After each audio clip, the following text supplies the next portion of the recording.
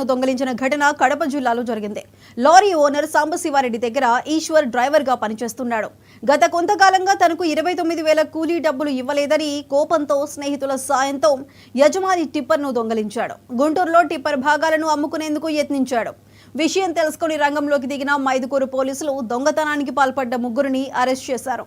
కాజీపేట మండలంలో దాచి ఉంచిన టిప్పర్ను స్వాధీనం చేసుకున్నట్లు డీఎస్పీ రమణారెడ్డి తెలిపారు. ఒక 10 టైర్స్ టిప్పరు దొంగలించబడింది అని చెప్పేసి మనకు కంప్లైంట్ రావడం జరిగింది.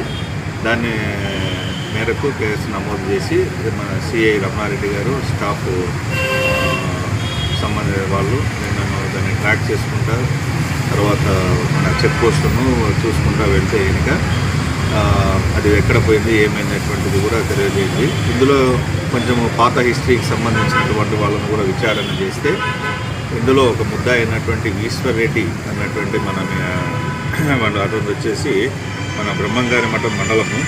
అతను ఇతని దగ్గర ఇంతకుముందు పనిచేసి అక్కడి నుంచి మానుకున్నాడు అన్నటువంటి విషయం తెలియవచ్చింది. ఇతనికి కొంచెం ఫాస్ట్ క్రిమినల్ రికార్డు ఉంది కాబట్టి అతని గురించి మనము సెర్చ్ చేస్తే కనుక ఈరోజు మధ్యాహ్నము 2 గంటల ప్రాంతంలో పూడేలు దగ్గర అతను మనకు సిఐ గారు వాళ్ళ స్టాఫ్తో అరెస్ట్ చేసినారు. అరెస్ట్ చేసిన తర్వాత ఇతని దాని మీదకు అతను కన్ఫెస్ చేయడం జరిగింది, అంటే నేరం ఒప్పుకోవడం జరిగింది. ఈ టిప్పర్ను తానే దొంగలించినానని చెప్పేసి ఇతనితో పాటు ఇతనికి